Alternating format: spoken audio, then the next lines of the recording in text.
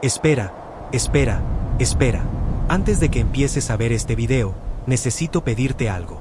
Si eres nuevo por aquí, suscríbete ahora mismo. Este canal existe para contarte las historias que nadie más se atreve a contar. Y si lo que estás a punto de escuchar te impacta tanto como a mí cuando lo investigué, dale like antes de que termine. No porque yo te lo pida, sino porque cuando llegues al lugar número 7, vas a querer que más personas sepan que esto existe. Ahora sí, empecemos. Hay lugares en México que no aparecen en ningún folleto turístico, que los propios mexicanos evitan mencionar, que existen en el mapa, están ahí, puedes encontrarlos si buscas, pero donde el mapa deja de tener sentido en el momento en que llegas. No son inventos, no son leyendas exageradas para asustar turistas. Son lugares reales, documentados, con historias detrás que la versión oficial prefiere no contar en voz alta.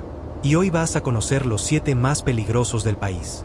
Te advierto algo desde este momento, no todos tienen monstruos ni fenómenos inexplicables. Algunos son mucho peores que eso, porque algunos parecen completamente normales. El primero está en el norte del país, en una franja de tierra árida que toca los estados de Durango, Chihuahua y Sinaloa. Se llama la Zona del Silencio, y el nombre no es poético ni dramático. Es una descripción literal de lo que ocurre ahí. Imagina estar en medio del desierto mexicano y de repente tu radio deja de funcionar. Tu GPS pierde la señal. Tu brújula empieza a girar sin dirección fija. No hay tormenta. No hay interferencia visible. No hay ninguna razón aparente. Solo desierto, calor y un silencio que se siente demasiado completo para ser natural. Las señales electromagnéticas simplemente no se propagan con normalidad en esa zona. Radios, teléfonos satelitales, sistemas de navegación militares, todo falla. Y este fenómeno no es nuevo ni desconocido. Está documentado. Ha sido investigado por científicos mexicanos y extranjeros durante décadas.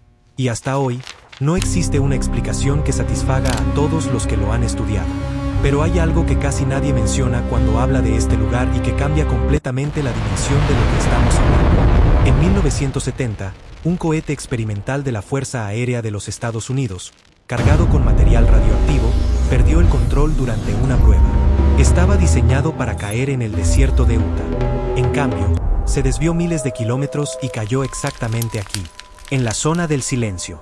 Las autoridades enviaron equipos durante semanas para limpiar los restos y recuperar el material radioactivo.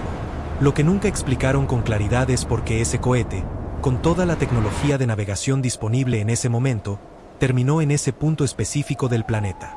Desde entonces, la zona ha registrado una concentración inusual de meteoritos, más que en cualquier otra región de México.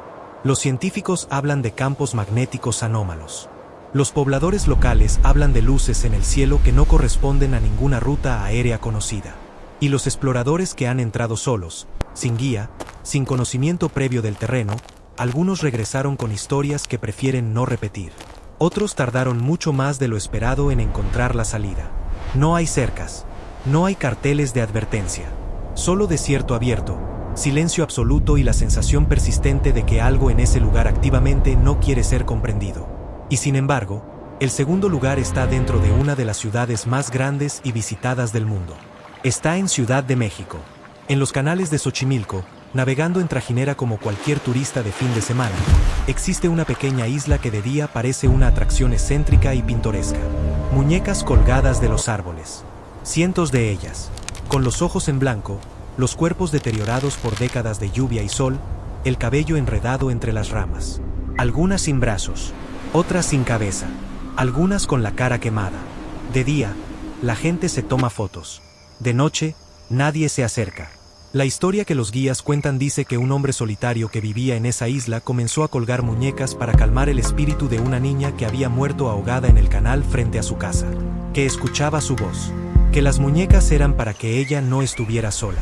Y años después, ese hombre fue encontrado muerto, ahogado, en el mismo canal, en el mismo punto exacto donde supuestamente había encontrado el cuerpo de la niña décadas antes.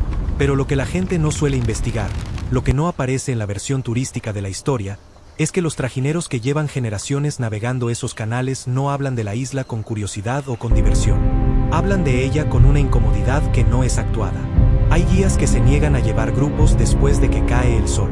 Hay visitantes que describieron haber visto moverse los ojos de las muñecas, y cuando dices eso en voz alta parece fácil descartarlo, pero cuando lo dice alguien que no creía en nada sobrenatural antes de entrar, el peso de ese testimonio cambia.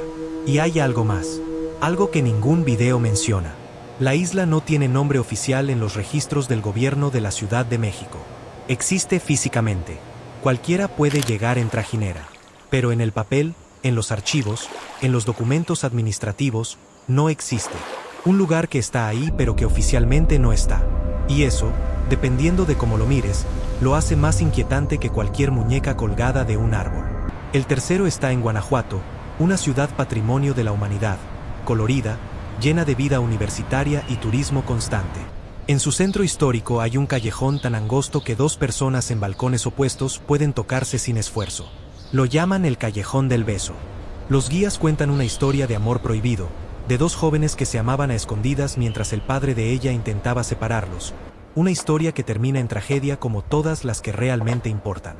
Es romántico. Es fotogénico. Aparece en miles de publicaciones de viajeros cada año. Pero lo que esa versión omite completamente es que ese callejón, durante décadas, fue también el escenario de algo con mucho menos romance. Su angostura extrema, la forma en que el sonido rebota entre sus paredes de piedra, la oscuridad casi total que genera en las horas nocturnas, lo convirtieron históricamente en un punto ciego dentro de la ciudad. Un lugar donde las cosas podían ocurrir sin testigos. Donde el eco hace imposible determinar de dónde viene un sonido. Donde correr, si necesitas hacerlo, es casi una opción que el espacio mismo te niega. Los archivos históricos de la ciudad documentan una cantidad desproporcionada de incidentes violentos en esa zona a lo largo del siglo XIX y principios del XX. No fue solo un callejón de amor. Fue también un callejón donde la arquitectura misma trabajaba en contra de quien necesitaba ayuda. Y hoy, aunque la ciudad lo ha convertido en postal y en punto turístico obligatorio, los habitantes más viejos de Guanajuato tienen una expresión muy específica cuando alguien menciona pasar por ahí después de medianoche. No es miedo exactamente, es el respeto que se le tiene a algo que ya demostró, en otra época, de lo que es capaz. El cuarto lugar cambia completamente la escala de todo lo que hemos visto hasta ahora. Yucatán. Bajo la península de Yucatán existe la red de cuevas subterráneas inundadas más extensa del mundo. Miles de kilómetros de túneles interconectados, llenos de agua, que los mayas consideraban la entrada al inframundo y a los que llamaban el reino de Xibalbá. No era solo mitología, era una advertencia. Desde la superficie, los cenotes son increíblemente hermosos. Agua de un azul turquesa que parece irreal, luz que se filtra desde aberturas en la roca como si el lugar hubiera sido diseñado por alguien con sentido estético extraordinario. Los turistas se lanzan a nadar. Los fotógrafos viajan desde el otro lado del mundo. Y los buzos expertos en espeleobuceo, que son los únicos que realmente conocen lo que hay debajo, los respetan con una seriedad que rara vez se ve en otros deportes extremos. Porque lo que hay debajo de esa superficie turquesa no tiene ninguna relación visual ni lógica con lo que ves desde arriba. Los túneles se ramifican en decenas de direcciones. Hay cámaras de aire donde la oscuridad es tan completa que no puedes ver absolutamente nada a ninguna distancia. Hay corrientes subterráneas que cambian de dirección dependiendo de las mareas del Caribe, a kilómetros de distancia del punto donde estás. Hay secciones del sistema que en pleno siglo XXI todavía no han sido cartografiadas. Nadie sabe exactamente a dónde llevan. Buzos con décadas de experiencia han desaparecido en estos sistemas. No siempre los encuentran. Y cuando los encuentran, a veces están en cámaras a las que supuestamente no había forma de llegar desde el punto de entrada, lo que significa que las corrientes los movieron en una dirección que nadie anticipó. El gobierno de Quintana Roo ha cerrado el acceso a ciertas secciones del sistema. No con señales grandes ni con infraestructura de seguridad visible. Con cuerdas delgadas y pequeñas advertencias que muchos turistas ignoran porque nadie les explicó en términos claros qué significa ignorarlas. Hay personas que entraron a nadar en un cenote turístico completamente habilitado, que siguieron nadando por curiosidad y que nunca encontraron la salida.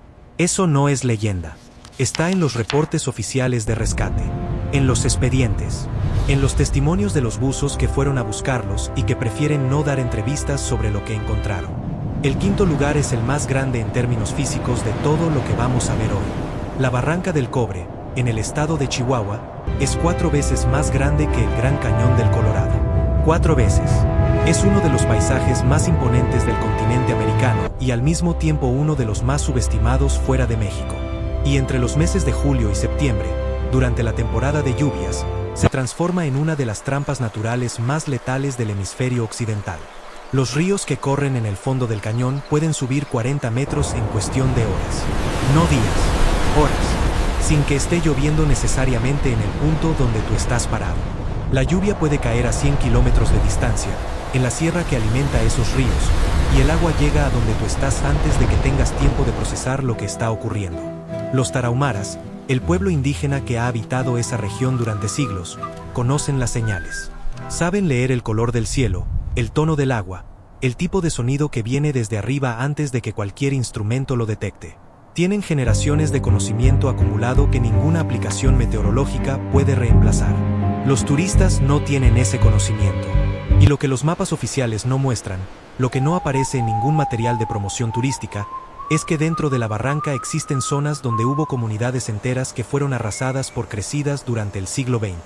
Pequeños asentamientos que no aparecen en ningún censo posterior a cierta fecha porque sencillamente dejaron de existir. El tren que recorre la barranca, el Chepe, uno de los recorridos ferroviarios más famosos de México, ha tenido que detenerse en múltiples ocasiones porque las vías ya no estaban. El agua se las había llevado. Y cuando el tren no puede continuar, las personas que van a bordo quedan en un cañón de más de 1000 metros de profundidad, sin comunicación confiable y sin una salida que se pueda recorrer a pie en condiciones normales. El sexto lugar no tiene agua ni desierto ni cañones. Es un pueblo, o lo que queda de uno. A menos de 2 horas de la ciudad de Guanajuato existe un lugar llamado Mineral de Pozos que a finales del siglo XIX tenía 80,000 habitantes. Mineros, comerciantes, familias completas construyendo una vida alrededor de las minas de plata y cobre más productivas de la región. Hoy tiene menos de 3,000 personas. Y las minas siguen abiertas. Mineral de Pozos no fue abandonado por una guerra, ni por una epidemia documentada, ni por un desastre natural evidente. El abandono fue gradual, silencioso, casi incomprensible si lo miras desde afuera. Las minas comenzaron a agotarse. Las empresas mineras se fueron. Y luego la gente dejó de querer quedarse. Lo que nadie explica de manera satisfactoria es porque las estructuras que quedaron en pie no fueron completamente saqueadas como ocurre normalmente con cualquier edificio abandonado en cualquier parte del mundo. En México, como en cualquier otro lugar, una estructura abandonada se convierte rápidamente en fuente de materiales de construcción. La gente toma lo que puede, pero en Mineral de Pozos hay paredes, arcos, estructuras de piedra que llevan décadas ahí prácticamente intactas. Los gases que salen de las minas abiertas son parte de la respuesta. Dióxido de azufre, monóxido de carbono, gases que no siempre tienen olor detectable pero que en concentraciones suficientes producen mareo severo, desorientación, pérdida de conciencia y en casos extremos la muerte.